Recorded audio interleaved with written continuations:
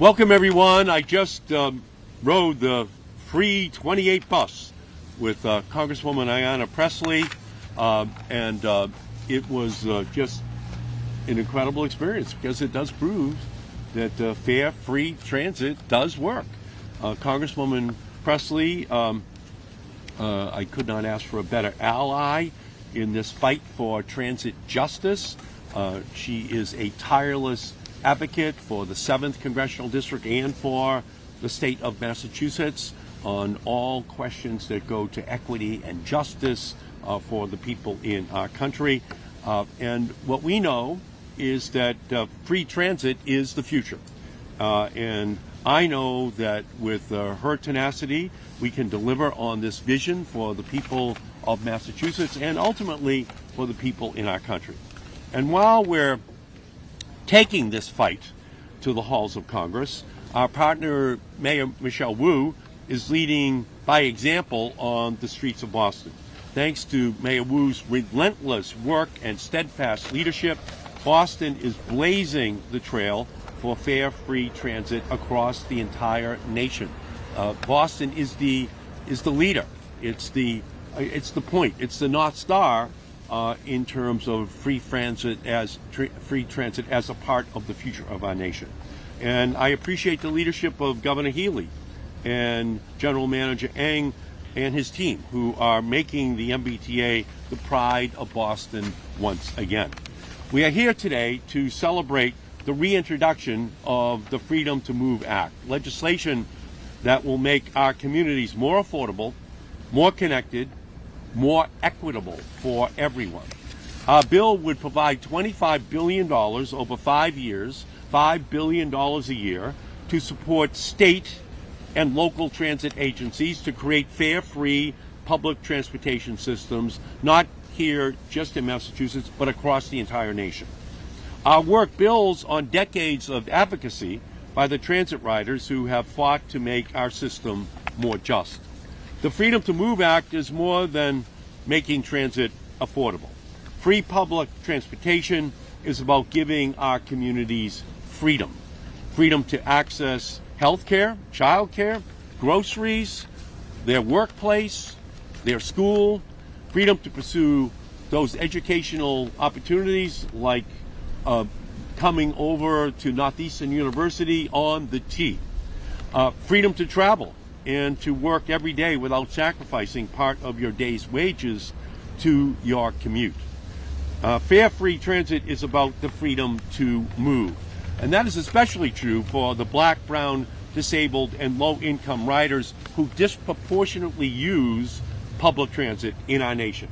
Fair, free isn't just about a case of movement, it is an express route to racial and economic justice. While skeptics of free transit worry about a trade-off between improving service and increasing affordability, Massachusetts has shown that fair, free can deliver on both fronts. Transit agencies in Boston and Worcester and Merrimack Valley are proof that fair, free transit boosts ridership, reduces costs, improves conditions for riders and transit workers alike. So that might help to explain why here in Boston, when routes 23, 28, and 29 went fare free, they saw a 35% increase in ridership, more than double the increase in other MBTA bus lines. It might explain why Worcester's ridership is 50% above its pre-pandemic levels, even as public transit ridership nationwide remains 28% below its pre-pandemic level. It might explain why MEVA, the Merrimack Valley Transit, also has record high ridership above pre-pandemic levels by 60%. Trips to Lawrence High School and to medical centers have doubled in Merrimack Valley. Even as MEVA ridership has increased, bus boarding times, rider complaints have dropped by 50%.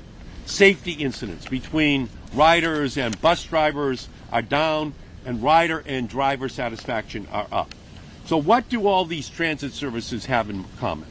They are fare free. Thanks to Governor Healy and the state legislature, regional transit authorities are now piloting fare free programs across the Commonwealth. But Congress must step up to make sure that the revolution can last. The federal government must provide support that can both improve transit service and bring down the costs for Americans who use transit. And that is why the Freedom to Move Act is so crucial. With these resources, we can address two of the most immediate challenges facing working families: high costs and low commutes. One Merrimack Valley rider told the agency, if I was paying for all the rides, you're looking at $80 a month. That's pretty much my grocery bill. But now we're saving. Merrimack Valley estimates its fare-free program saves the Merrimack Valley $2 million a year, more than the $1.5 million that the Merrimack Valley earned in annual fare revenue. Here in Boston, bus routes 23, 28, and 29 became fare-free from the $8 million in the ARPA funding, the federal funding that came from Washington. And Mayor Wu decided that she would use that funding, the federal funding, to demonstrate how well it works. And these routes are key connectors for Mattapan, for Roxbury, for Dorchester, to employment, and throughout the city. Many riders were able to save money, and even after their household budgets, over 40% of riders are now saving money by using these buses. The Wu administration estimates that 18 million trips have occurred since the start of the fare-free pilot, saving riders as much as $10 million. So here in Boston, it's working. The Wu administration has proven that when you take federal money and you then use it to provide rides that are free for transit commuters in our state, in our city, that it does work. And that's what Congresswoman Ayanna Pressley and I are saying. We are introducing or reintroducing our legislation for $25 billion, $5 billion a year, so that cities like Boston, Merrimack Valley, Worcester, cities all across our country can have the same kind of experience that's happening right now on the 23, the 28, and the 29 bus. And we believe that the experiment has already been proven to be successful, and that's why we're going to fight for that funding. So now let me turn to introduce my great partner, Congresswoman Ayanna Pressley. Thank you, Senator. I'm so grateful for our, thank you. So grateful, Senator, for your leadership, your steadfast leadership, your friendship, your partnership on so many issues of consequence that we've partnered on, from criminal legal reform to immigrants' rights, to environmental justice, to transportation justice. And this reintroduction of this bill, the Freedom to Move Act, allows us, once we get it done, and we will get it done, in the great words of Nelson Mandela, it is always impossible until it is done. Issues, bold policy ideas like student debt cancellation, like free transit. These are proposals that were marginalized in the minds of many that are now a part of our public discourse and our proven policy solutions. And I do believe at this time, this is not the time, despite the sobering landscape of Washington legislatively, this is not the time to moderate our aspirations. The people have spoken and made it clear that they want us to continue to advance solutions that are big, that are bold, that go as deep as the help that they need. And the Freedom to Move Act is one of those bold proposals. And again, given the many pilots, and I do want to give credit where credit is due in the city of Boston, that effort was first made real by Kim Janey. And we thank Mayor Wu for then building upon and continuing to invest upon that in the city of Boston. But it is good to be home. It is good to be in the Massachusetts 7th. It is good to be in Boston. It's good to be here at Northeastern University. It always feels good to be back in community where we can see firsthand how strong public investment in our transit systems impacts our daily lives by making our neighborhoods more connected, our commutes more reliable, and our opportunities within reach. And while we do not all travel to the same destination, every one of us must travel across the Commonwealth.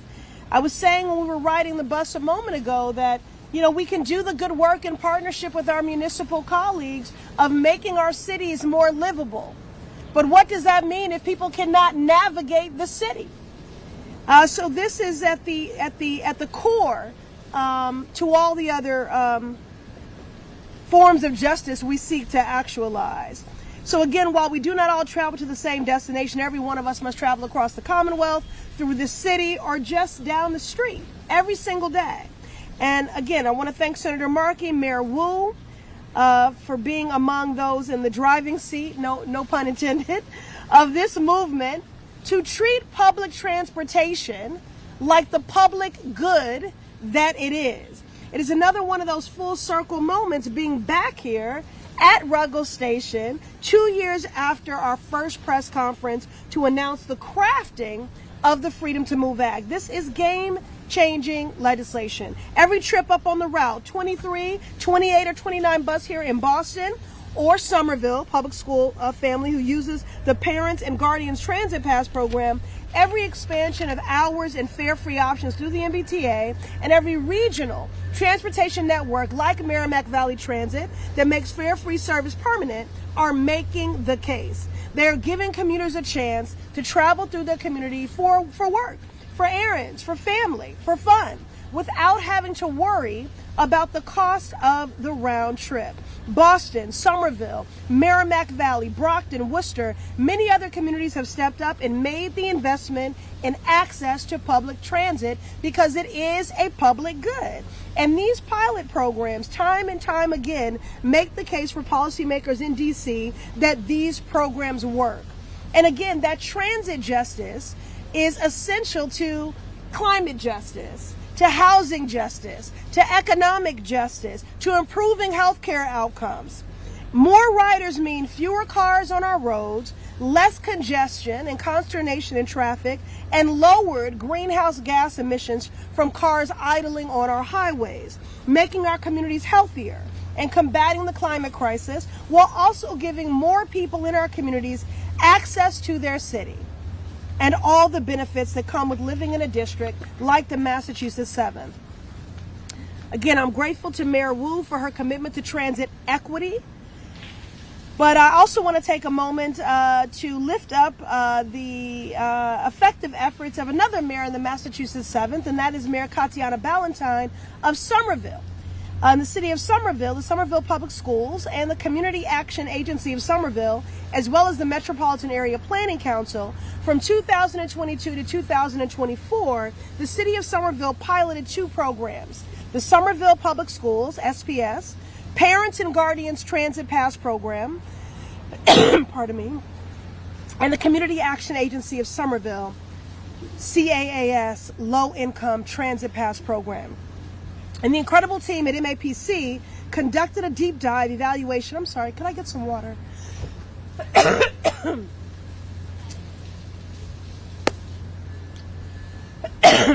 Still working to improve those asthma rates in my district, including beginning with myself. Thank you. Thank you. Sorry to mess up the shot there.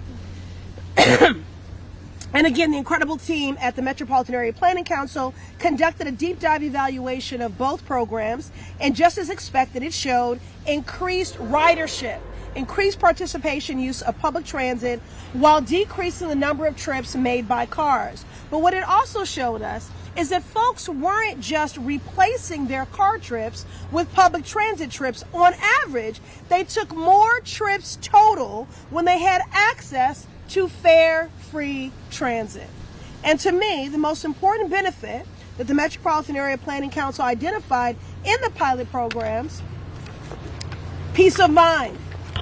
Participants in the SPS and CAS programs credited the transit pass with not only saving them money, but the chance to move around with less worry. with less burden. I've even, in my conversations with bus drivers, learned about the ways in which they felt it has improved public safety on the buses, because if someone got on and it just didn't have it but needed to get to work, it created a tension between the rider and the bus driver, and that has now been eliminated. It's even more convenient in boarding because they can board riders from the back door and the front door. One participant was quoted as saying that the freedom it gives you is also important to note. Free reign of the T system without having to worry about price and free mobility is an incredible thing. Freedom to move, our legislation, is not just about getting from point A to point B.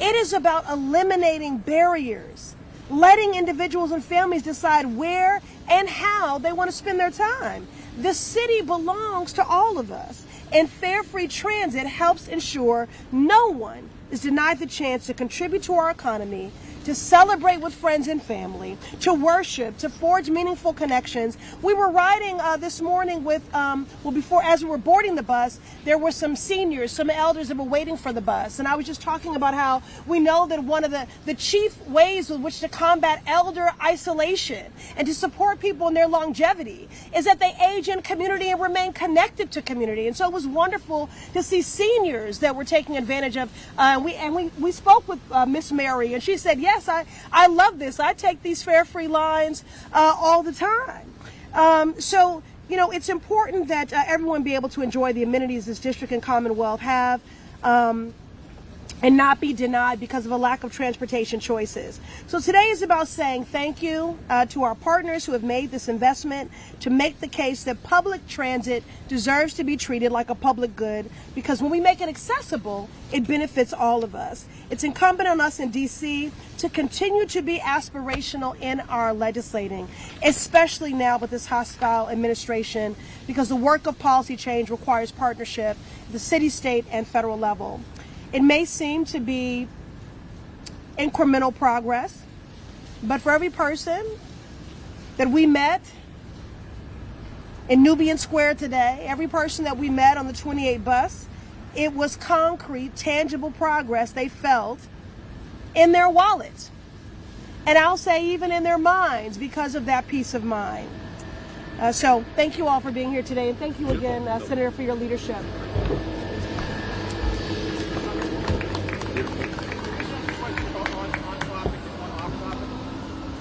Go ahead. The on-topic is, if the freedom to move bill goes, everything happens the way you want it to, the way you think it's going to go, what will that look like in a couple of years? We're talking just buses, the transit involved, like how would it work as far as who gets the free ride? Either one. Well, you know. No, go ahead. Yeah. Give me a Well, second. this funding would go to the cities across our country. And then those leaders in the city could then determine which one of the routes should be free. And perhaps they'll decide that all of the routes should be free. But we're trying here to create an environment where, in the same way there are public schools, in the same way there's access to health care, that people have access to transit, and that it's free, it's affordable, and it doesn't have to lead to 10, 20, 30% of their budgets going to just trying to get to where they are. So the goal that we have is that with $5 billion each year, we can have every city have the resources they need in order to implement fare-free transit for everyone. And those mayors, those city councils, they can determine what the best way is to do it in the same way that Mayor Wu is doing it. But we can already see that it's a smash hit, that ridership is up, cost for consumers and riders is down, and we think it's going to be a model that will go across the whole country. And we're not done at all on this. We've already proven the concept here in Boston, in Worcester, in Merrimack Valley, and we're ready to advocate for it across the country. And we have many allies in Congress across the country who want to support this idea.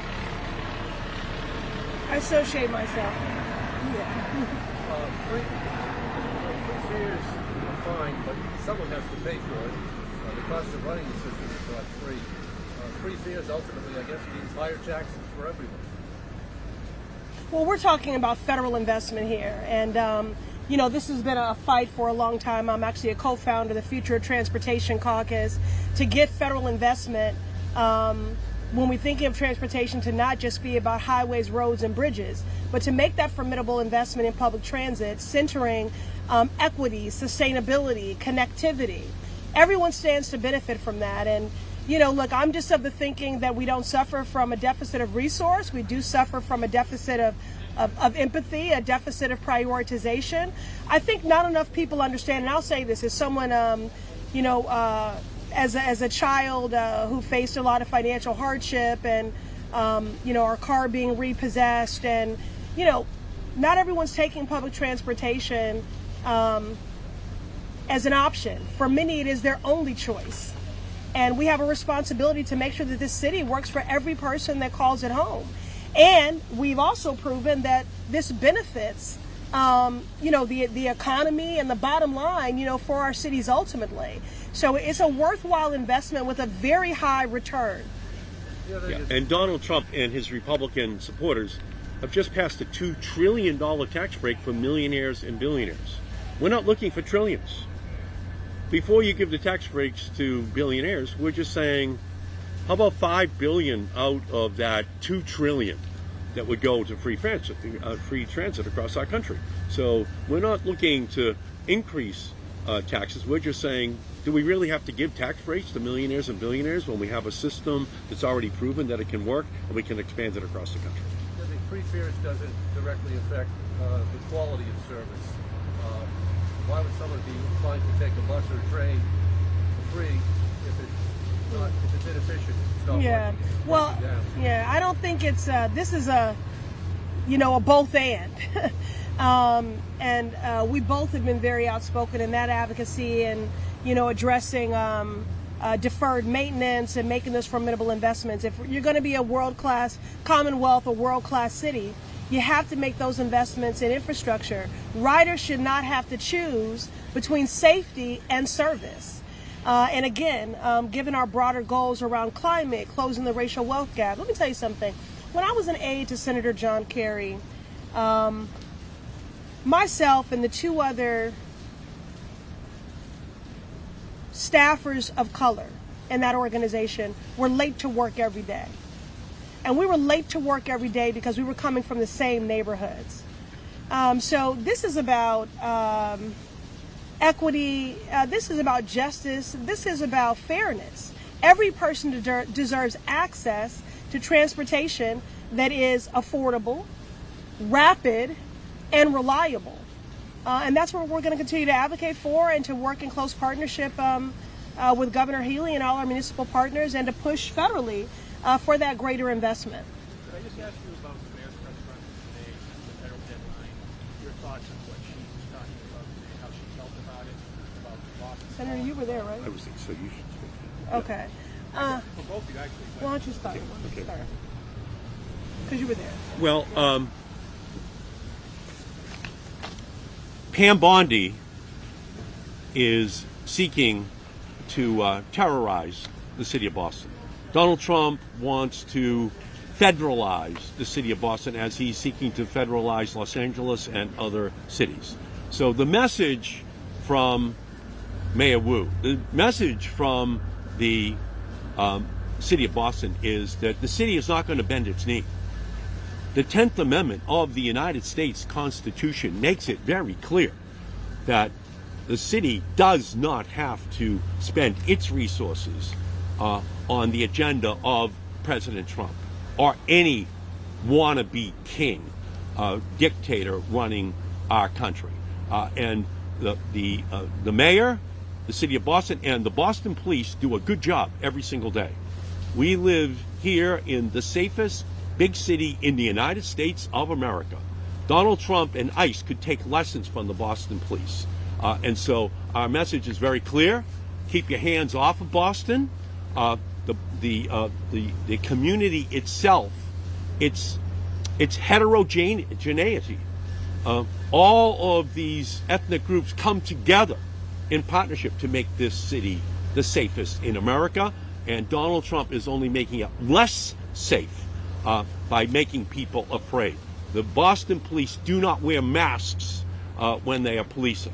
We don't need ICE walking around threatening people, making them terrified. As Congresswoman Presley and I saw with Romesa Oztur,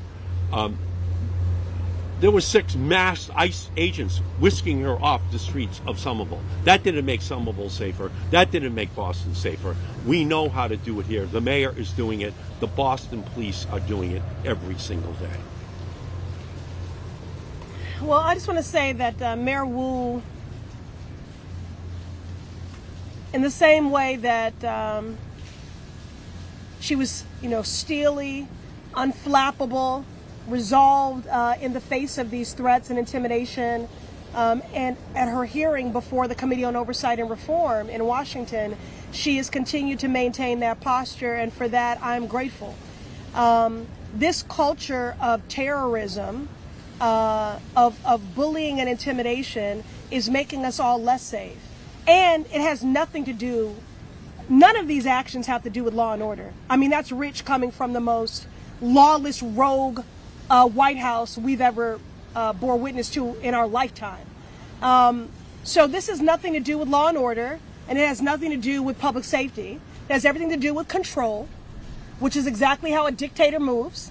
When you are in a long march that they're dispatching more quickly by the day towards authoritarianism. And what history has shown us is that appeasement does not work. Appeasement does not work in stopping authoritarianism. Donald Trump is a dictator. And the only way to beat a dictator is with defiance. And I'm grateful that Mayor Wu continues to be 10 toes down in vigorous defense of the principles and the people of this city, defiant in the face of this authoritarian dictator. Do you put much stock in funding threats coming from the Attorney General? Do you think she'll follow through? And what are you most concerned about?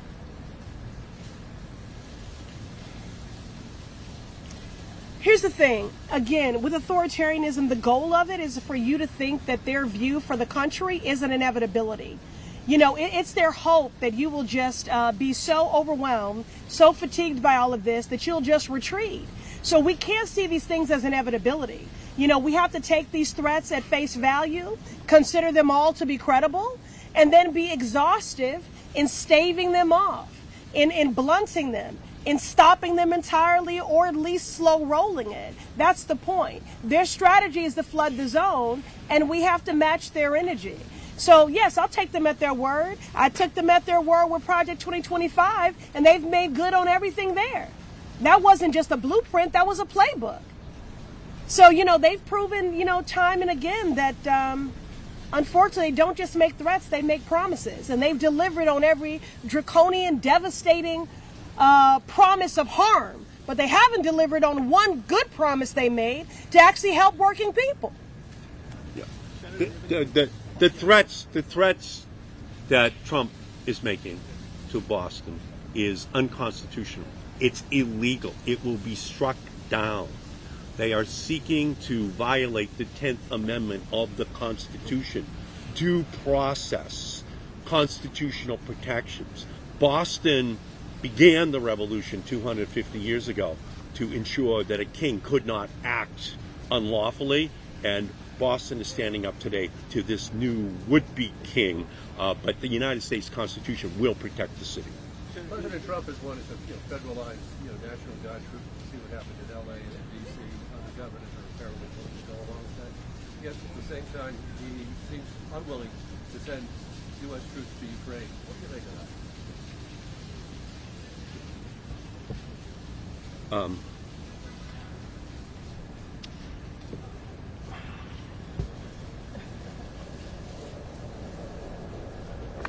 Congresswoman Presley and I were in the Capitol complex on January 6th. Trump refused to send the National Guard in to protect against insurrectionists stopping the counting of ballots for the presidency of the United States. The president now is seeking to demonize the city of Washington, where there is no crisis. and he seeks to send troops there when the world is coming to Washington to tell President Trump that Russia and its dictator, Putin, is illegally invading Ukraine and that Ukraine needs help. So Trump rolled out the red carpet for Putin, and then Putin rolled Donald Trump in that first discussion, which is why yesterday all of the leaders of Europe came to Washington with Zelensky to make it clear to Trump that there has to be a ceasefire. And Trump said no. That there has to be tight sanctions imposed upon Russia. And Trump said no. So Trump wants to demonize cities with populations of black and brown people where there is no crisis, while simultaneously turning a deaf ear and a blind eye to a crisis in Europe, which is the greatest since World War II, which needs the United States moral, political, and military assistance to be provided. So he is just a demagogue here domestically, and he is Neville Chamberlain appeasing Russia internationally, and it is something that on both fronts that's going to come back to haunt our country for years to come. Ayana. He admires dictators, he befriends dictators, he plays footsies with our enemies. I mean, that's very consistent. But I just want to say, I think as we're just starting to wrap here, one, how much I lament the fact that we have been fighting this long for statehood for D.C. They have become an easy pilot because they don't have those protections. And they are consistent with, I would consider, Donald Trump's rogue, racist policies, and in particular, what I consider in this climate to be anti-blackness on steroids. This is not only a criminalization of unhoused people, but it's a targeting of black people, of black men, of black youth. And that is just more of the same under this administration and those who are his co-conspirators. Whether you're talking about the co-conspirators of this Supreme Court, this far-right Supreme Court, decisions on affirmative action and higher ed, whether you're talking about what we see happening in Texas with redistricting, whether you're talking about the attacks and dismantling of diversity, equity, and inclusion, an erasure and attack on black cultural institutions, whether you're talking about the federal workforce, where 1 in 5 of those jobs were held by black people, and there have been thousands of black women in particular who have disparately suffered, or whether you're talking about the Supreme Court decision of Roe, striking down the Dobbs decision, striking down Roe, which has grown the black maternal morbidity crisis in this country. So, you know, D.C. is the perfect storm for the vulnerabilities of Trump and what I consider to be his racist and rogue actions and policies, with a particular emphasis on black people. Beautiful. Well, we're going to do last question. Okay, thank you. Yes. Last question. Senator, if he's unable to achieve a peace settlement with Ukraine and Russia now, Putin now, it seems inevitable that that's going to lead to either a takeover of Ukraine by Putin or a wider war that the United States inevitably will either be drawn into or will just sit back and not commit troops to and let Ukraine be taken. How do you see this Ukraine situation playing out? My hope is that President Trump will listen to the European leaders. My hope is that he will provide the U.S. assistance to what the Europeans are already advocating, which is to provide Ukraine the resources so that they can fight this war with their own people. They are not asking the United States to fight the war. They are not asking for the Europeans to fight the war. They are saying, if you give us the resources, if you give us the equipment, if you give us the military resources, if you give us the financial help, we will fight the war. We will win the war. And that's my expectation. My expectation is that the Europeans are not going to back down, that they're going to provide those resources, and that ultimately it will be in the hands of the Ukrainian people to decide when this war ends. Because Russia will not win against the Ukrainian people if the United States and the European Union continue to provide those resources to them. And that's going to be the challenge. And I think it's imperative for our country not to be embarrassed by a president who is being humiliated on the world stage by European leaders and world opinion as he walks away from this greatest threat since World War II to Europe. And my expectation and my hope is that the pressure will build even inside of the Republican Party that Trump will have to provide the resources and call for a ceasefire. And if Putin does not relent, to then put crippling, vise-like sanctions on the Russian economy to bring Russia to its knees. We cannot in any way allow for Ukraine to be invaded successfully. This has to ultimately be a negotiated resolution of this crisis.